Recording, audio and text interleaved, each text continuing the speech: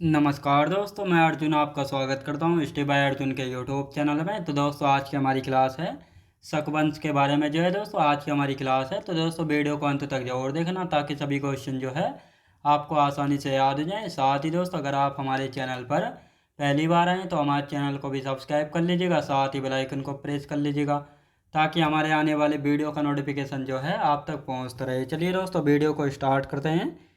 तो आज की क्लास में हम जानने वाले हैं दोस्तों शकवंश के बारे में जानेंगे। यहाँ पे हेडिंग डाल लेते हैं शकवंश। शकवंश तो ये आज की हमारी क्लास है दोस्तों। कल की क्लास की यदि बात की जाए तो कल की क्लास में हम पढ़ रहे थे भारत पर विदेशी आक्रमण के बारे में और डेमेट्रियस शाखा के बारे में जो है पढ़ रहे थे। उसके दो चार पॉइंट हमारे रह गए हैं, हम पहले उनको कंप्लीट करेंगे और उसके बाद शकवंश के बारे में अच्छे से जानेंगे। तो दोस्तों डेमेट्रियस शाखा की यदि बात की जाए तो 2 मिनट रिवीजन कर लेते हैं। डेमेट्रियस शाखा, इसमें जो है दोस्तों 3 शासक हुए थे, अपोलोडोर्स, आगाथोक्लिज और मीनांदर। मीनांदर जो है सबसे ज़्यादा क्वेश्चन पूछे जाते हैं मीनांदर से। दूसरी शाखा थी यूक्रेटाइड्स शाखा। तो पहले दोस्तों मीनांदर के बारे में कंप्लीट कर लेते हैं, फिर यूक्रेटाइड्स शाखा के बारे में अच्छे से जानेंगे। तो दोस्तों यहाँ पे हम लिखना स्टार्ट करते हैं मिलिंद के बारे में, जिसको मीनांदर भी कहा जाता है। लिखेंगे तो ये कल का टॉपिक है, कल का टॉपिक है, तो बिल्कुल कंफ्यूज नहीं होना है दोस्तों। मिलिंद, मिलिंद या मीनांदर।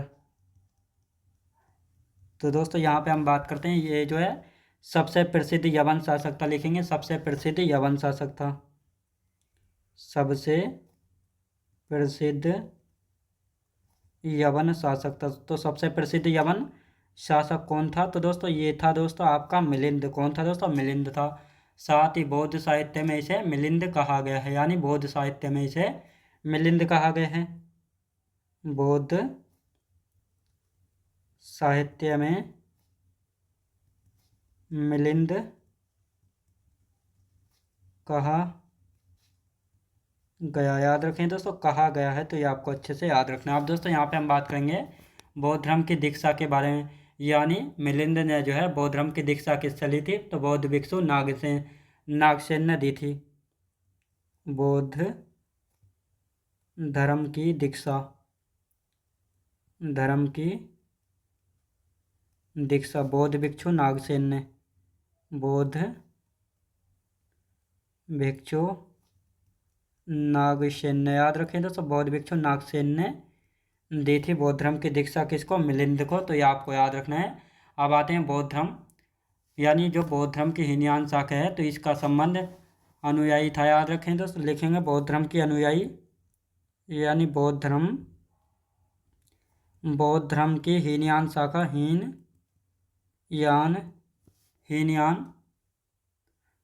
हीनयान शाखा का मिलिंद अनुनायी था। याद रखें दोस्तों, अनुयायी था।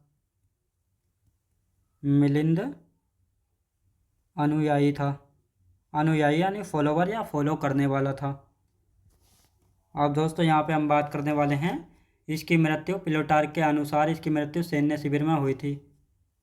मृत्यु, यदि मृत्यु की बात की जाए तो प्लूटार्क के अनुसार, प्लूटार्क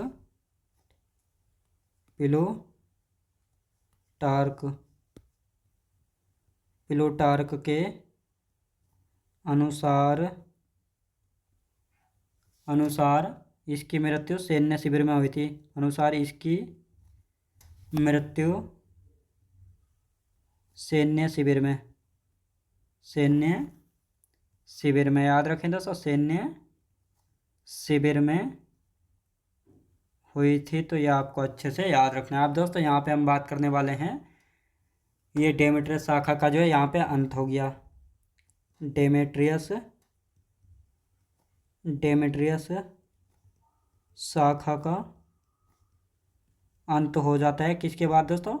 मिलिंद के बाद। तो दोस्तों अब इसका रिवीजन कर लेते हैं, फिर यूक्रेटाइड्स शाखा के बारे में जानेंगे। तो मिलिंद या मीनांदर की यदि बात की जाए तो दोस्तों ये है जो है सबसे प्रसिद्ध यवन शासक था और बौद्ध साहित्य में इसको मिलिंद कहा गया है। तो बौद्ध साहित्य में क्या कहा गया? मीनांदर को मिलिंद कहा गया है। बौद्ध धर्म की दीक्षा बौद्ध भिक्षु नागसेन से ली थी और साथ ही बौद्ध धर्म की हीनयान शाखा का मिलिंद जो है अनुयायी था। तो ये क्वेश्चन पूछा जाता है मिलिंद जो है बौद्ध धर्म की कौन सी शाखा का अनुयायी था? हीनयान शाखा का अनुयायी था, जिसके अध्यक्ष कौन थे? महाकश्यप थे। और दूसरी शाखा थी महायान शाखा, जिसके अध्यक्ष थे वसुमित्र। तो ये आपको याद रखना है। और बौद्ध धर्म जो है, बौद्ध धर्म की चौथी संगीति में जो है 2 भागों में जो है बट गया था। तो 2 ये आपको याद रखना है। और उनमें से एक शाखा थी हीनयान शाखा, और इसी हीनयान शाखा का अनुयायी था मिलिंद या मिनांदर। अब इसकी मृत्यु की यदि बात की जाए तो प्लूटार्क के अनुसार जो है इसकी मृत्यु सैन्य शिविर में हुई थी। कहाँ पे दोस्तों? सैन्य शिविर में। और इसकी मृत्यु के बाद जो है डेमेट्रियस शाखा का जो है अंत हो जाता है। अब आते हैं दोस्तों दूसरी शाखा, यूक्रेटाइड शाखा।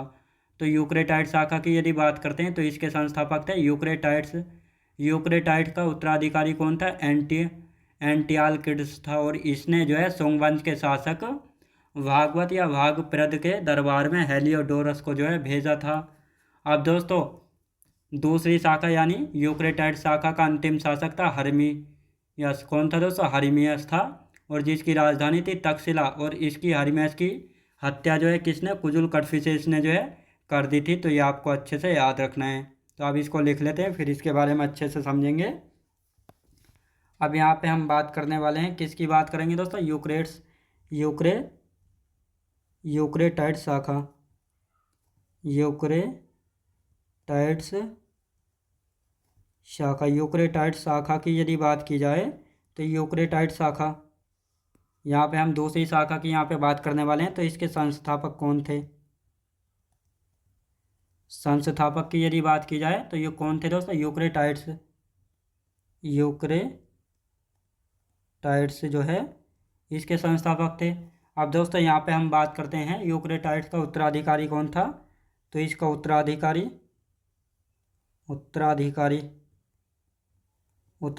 कौन था दोस्तों? एंटियालकिड्स था। एंटियालकिड्स। तो ये एंटियालकिड्स जो है इसका उत्तराधिकारी था। अब दोस्तों एंटियालकिड्स ने जो है लिखेंगे, इसने सुंग वंश के शासक, इसने सुंग वंश के शासक, इसने जो है सुंग वंश के शासक भागवत या भागप्रद के दरबार में, दरबार में किसको भेजा था? हेलियोडोरस को भेजा था। किसको? हेलियोडोरस को भेजा। किसको दोस्तों? हेलियोडोरस को भेजा था। तो ये आपको याद रखना है। अब दोस्तों यहाँ पे हम बात करते हैं अंतिम शासक की। अंतिम शासक, तो अंतिम शासक कौन था? अंतिम शासक की यदि बात की जाए तो अंतिम शासक था हर्मियस। याद रखें दोस्तों, हर्मियस जो है अंतिम शासक था। और यदि राजधानी की बात की जाए, राजधानी क्या थी? तक्षशिला राजधानी थी। अब दोस्तों इसकी हत्या किसने की थी? कुजुल कड़फिसेस ने हराया था। कुजुल कड़फिसेस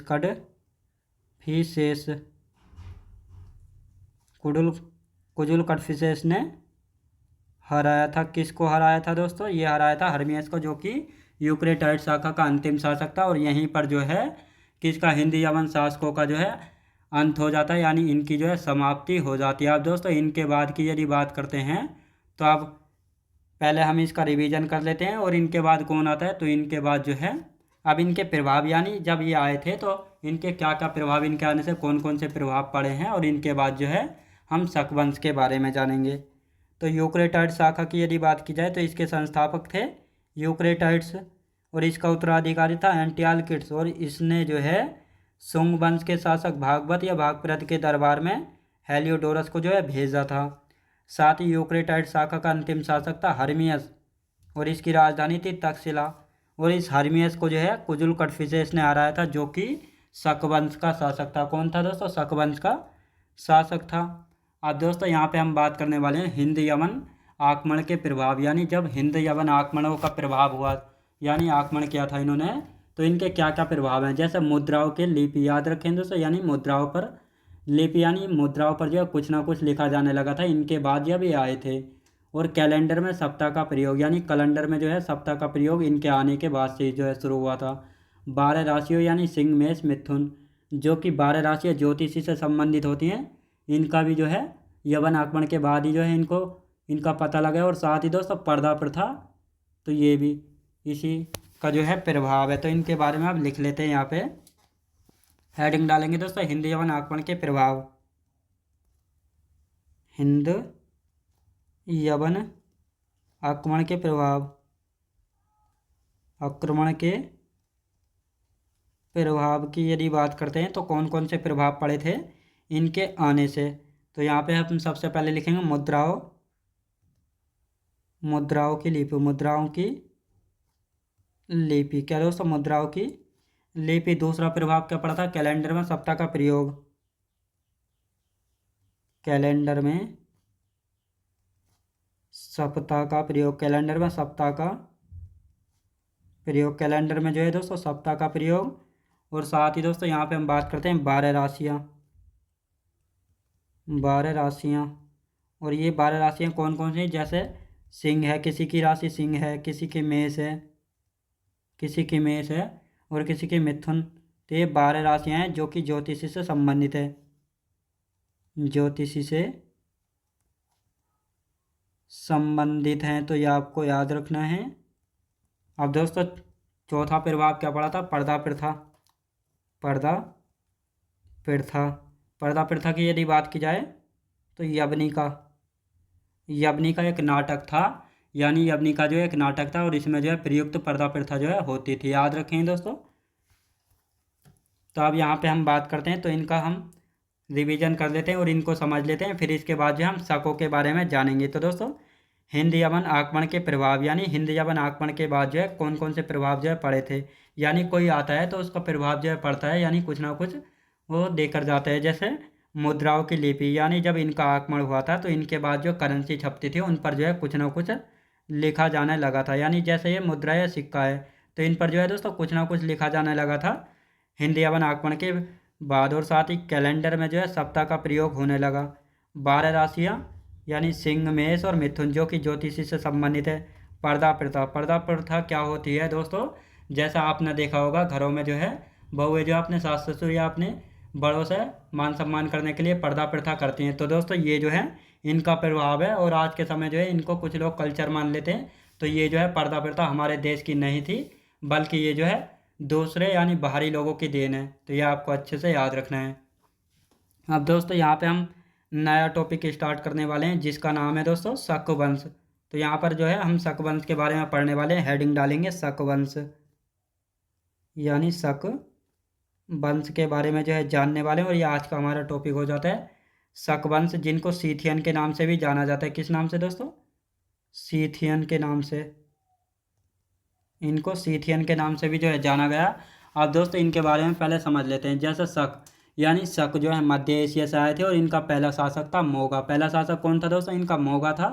और साथ ही शकों की जो है भारत में 5 शाखाएँ थी, जिस प्रकार जो है यानी डेमेट्रियस शाखा किसने दोस्तों, हिंदी यवन शासकों की 2 शाखाएँ थी, डेमेट्रियस शाखा और यूक्रेसाइड शाखा। इसी प्रकार शकों की जो है भारत में कितनी शाखाएँ थी, 5 शाखाएँ थी, अफगानिस्तान शाखा, पंजाब शाखा, मालवा शाखा और उत्तरी शाखा।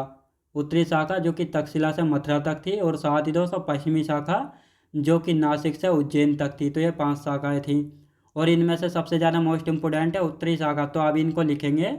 साथ ही दोस्तों रुद्रदामन का संबंध जो है कहाँ से था, पश्चिमी शाखा से। कहाँ से दोस्तों, पश्चिमी शाखा से था।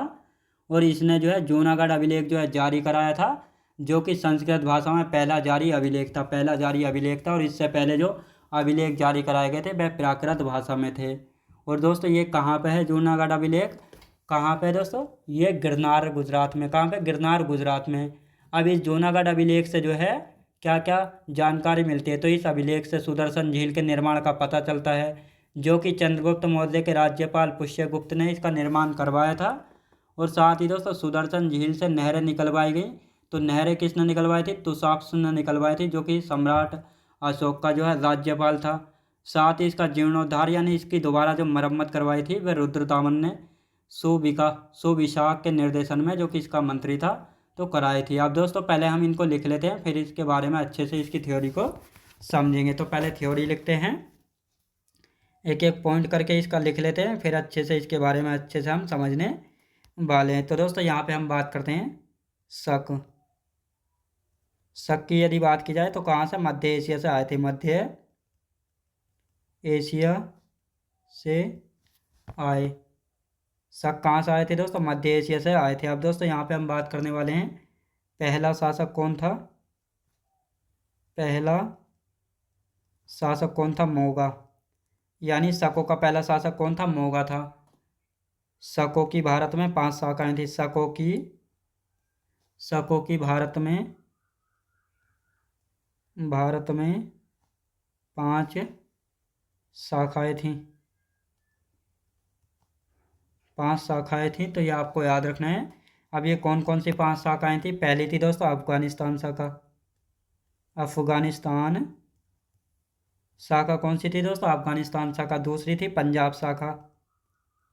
पंजाब शाखा। तीसरी की यदि बात की जाए मालवा शाखा। तीसरी मालवा शाखा थी। और यदि बात की जाए चौथी की उत्तरी शाखा। उत्तरी शाखा तीसरी थी दोस्तों। चौथी उत्तरी शाखा, जो कि तक्षशिला से मथुरा तक थी। तक्षशिला से मथुरा तक। कहाँ तक दोस्तों? मथुरा तक। और साथ ही दोस्तों यहाँ पे हम बात करते हैं पांचवी की। पांचवी थी पश्चिमी शाखा। पश्चिमी शाखा। और ये पश्चिमी शाखा की यदि बात की जाए तो ये नासिक से उज्जैन तक थी। नासिक से उज्जैन तक थी। कहाँ पे दोस्तों? उज्जैन तक थी। तो ये आपको याद रखना है। अब दोस्तों यहाँ पे हम बात करते हैं रुद्रदामन के बारे में। तो रुद्रदामन की यदि बात की जाए तो रुद्रदामन के बारे में लिखना स्टार्ट करते हैं। रुद्रदामन। रुद्रदामन की यदि बात की जाए तो रुद्रदामन का संबंध जो है, रुद्रदामन का संबंध पश्चिमी शाखा से है। किससे दोस्तों? पश्चिमी शाखा से है। तो ये आपको याद रखना है, पश्चिमी शाखा से है।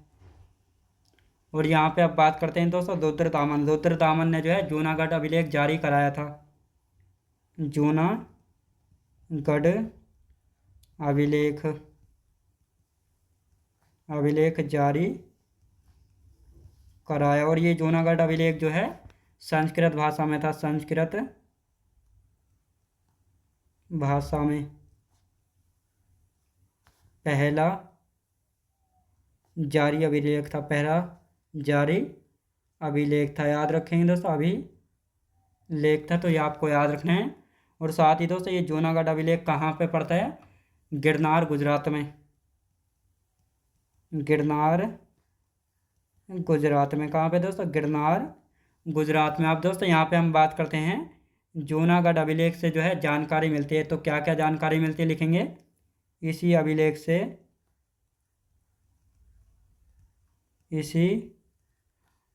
से सुदर्शन झील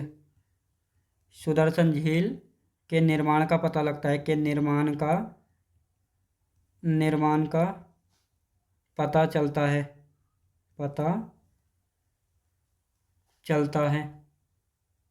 कहाँ से पता लगता है? पता चलता है जो कि चंद्रगुप्त मौर्य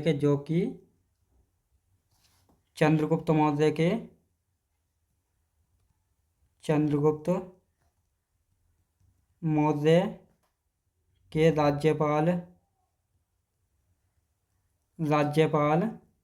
पुष्यगुप्त ने कराया था। पुष्यगुप्त ने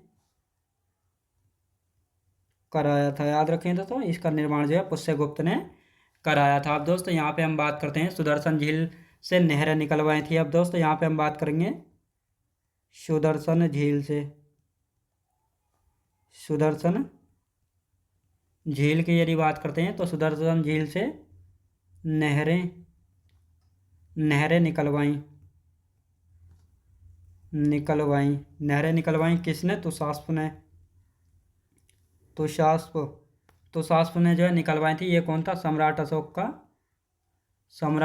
का राज्यपाल था। सम्राट अशोक का राज्यपाल था कौन? तुषास्प, जिसने जो है सुदर्शन झील से नहरें निकलवाई थी। अब दोस्तों यहाँ पे बात करते हैं जीर्णोद्धार जीर्णोद्धार जीर्णोद्धार जो है इसका किसने कराया था? जीर्णोद्धार कराया था इसका रुद्रदामन ने। जीर्णोद्धार कराया रुद्रदामन ने। रुद्रदामन ने सोविसाख के निर्देशन में। सोविसाख के निर्देशन में कराया। तो ये कौन था? ये इसका मंत्री था। ये आपको याद रखना है। अब दोस्तों यहाँ पे हम बात करते हैं इसका पुनः जीर्णोद्धार किसने कराया था? पुनः यानी दोबारा पुनः जीर्णोद्धार कराया किसने दोस्तों? किसने कराया था इसका पुनः जीर्णोद्धार किसने कराया था? तो ये आप स्कंदगुप्त ने। स्कंदगुप्त ने किसने दोस्तों? स्कंदगुप्त ने जो है कराया था। किसने दोस्तों? स्कंदगुप्त ने जो है कराया था। तो ये आपको अच्छे से पता होना चाहिए। और साथ ही जूनागढ़ अभिलेख से जो है रुद्रदामन, चंद्रगुप्त मौर्य व अशोक के बारे में व स्कंदगुप्त के बारे में जो है जानकारी मिलती है। तो इसको लिख लेते हैं यहाँ पे हम। इस पॉइंट को जरूर लिखेंगे दोस्तों। यानी जूनागढ़ अभिलेख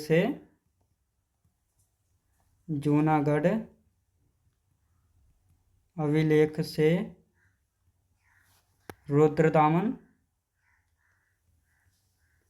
रुद्रदामन चंद्रगुप्त मौर्य व सम्राट अशोक के बारे में जानकारी मिलती है। सम्राट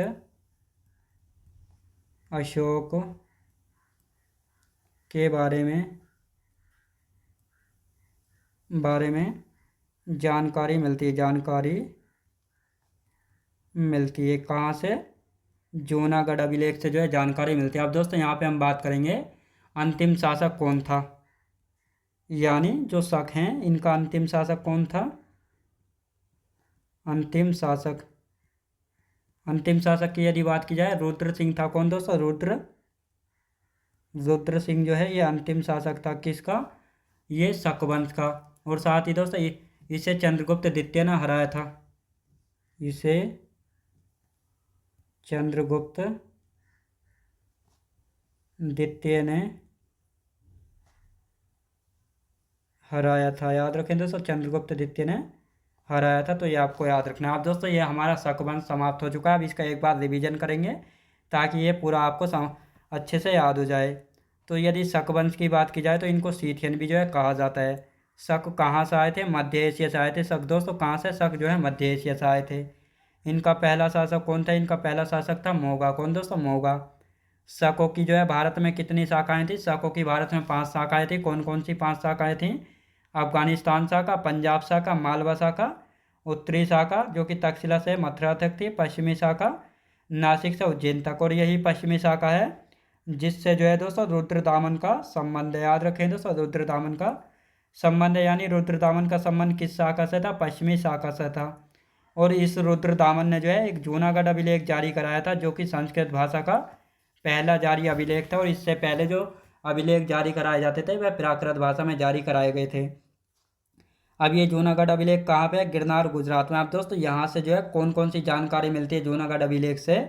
तो इस अभिलेख से जो है सुदर्शन झील के बारे में जानकारी मिलती है जिसका निर्माण जो है चंद्रगुप्त मौर्य के राज्यपाल पुष्यगुप्त ने करवाया था, सुदर्शन झील का निर्माण। और साथ ही दोस्तों सुदर्शन झील से जो है नहरें किसने निकलवाई थी? तुषास्प ने निकलवाई थी जो कि सम्राट अशोक का राज्यपाल था। अब दोस्तों यहाँ पे सुदर्शन झील के बारे में, इसका संबंध जूनागढ़ अभिलेख से है। इसका निर्माण पुष्यगुप्त ने कराया था। इससे नहरें तुषास्प ने निकलवाई थी, सम्राट अशोक का राज्यपाल था। और साथ ही दोस्तों इसका जीर्णोद्धार किसने कराया था? रुद्रदामन ने कराया था सोविसाख के निर्देशन में। और ये सोविसाख जो है रुद्रदामन का मंत्री था। और इसका दोबारा जीर्णोद्धार मतलब कोई भी नई चीज़ हो तो कुछ समय बाद जो है बेकार होने लगती है तो उसका जो है पुनः दोबारा जो है निर्माण करवाना, तो इसी को जीर्णोद्धार जो है कहा जाता है। तो इसका पुनः जीर्णोद्धार किसने? स्कंदगुप्त ने कराया था जो कि गुप्त वंश का शासक था। और साथ ही जूनागढ़ अभिलेख से जो है रुद्रदामन, चंद्रगुप्त मौर्य, सम्राट अशोक के बारे में जानकारी मिलती है। अब दोस्तों अंतिम शासक यानी शक वंश का अंतिम शासक कौन है? रुद्र सिंह है। इसे चंद्रगुप्त द्वितीय ने हराया था। ये चंद्रगुप्त द्वितीय कौन है? गुप्त वंश का शासक है, तो ये आपको याद रखना है। अब दोस्तों पहला या पार्थियन की यदि बात की जाए तो इनके मूल निवास की यदि बात की जाए तो ईरान या पर्सिया इनका मूल स्थान था। पहला शासक था बोनोनीज, याद रखें दोस्तों, बोनोनीज था। अब दोस्तों यहाँ पे हम बात करते हैं सबसे शक्तिशाली शासक कौन था इनमें? गोंडो फर्नीज, याद रखें दोस्तों, गोंडो फर्नीज जो है सबसे शक्तिशाली शासक था। और साथ ही इसने अपनी राजधानी बनाई थी तक्षशिला।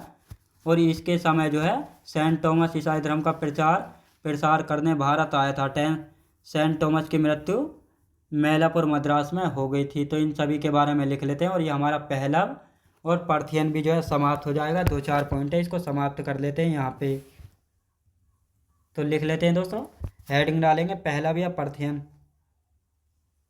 पहलव या पार्थियन, पार्थियन। तो ये हमारा दूसरा वंश समाप्त शुरू होता है। तो दोस्तों इसकी यदि बात की जाए तो लिखेंगे इनका मूल निवास, यानी ये कहाँ के निवासी थे। तो यदि बात की जाए ईरान या पर्सिया के, ईरान या पर्सिया के जो है ये निवासी थे। और साथ ही दोस्तों यहाँ पे हम बात करते हैं पहला शासक कौन था? पहला शासक कौन था? बोनोनीज जो है दोस्तों पहला शासक था। किसका? पहलव का। अब दोस्तों यहाँ पे हम बात करते हैं वास्तविक संस्थापक किसको कहा जाता है इसका? मिथदात को याद रखें दोस्तों, लिखेंगे वास्तविक संस्थापक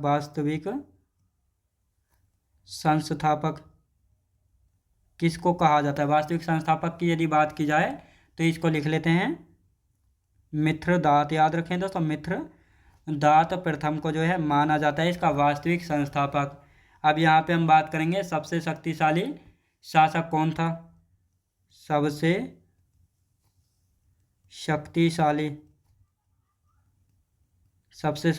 शासक कौन था इसका? तो सबसे शक्तिशाली शासक की यदि बात की जाए गोंडो फर्नीज,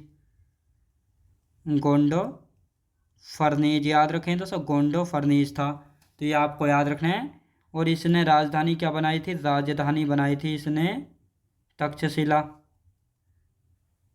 तक्षशिला राजधानी बनाई थी। अब दोस्तों यहाँ पे हम बात करते हैं गोंडो फर्नीज के समय, इसके समय जो है सेंट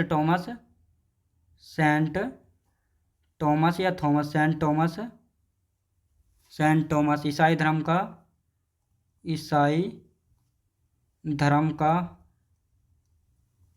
का प्रचार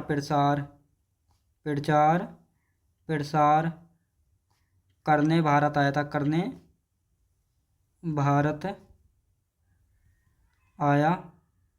था, तो ये आपको याद रखना है। अब दोस्तों यहाँ पे हम बात करते हैं इस सेंट थॉमस की मृत्यु का कहाँ पे हुई थी? मृत्यु की यदि बात करते हैं तो इसकी मृत्यु हुई थी मैलापुर मद्रास में,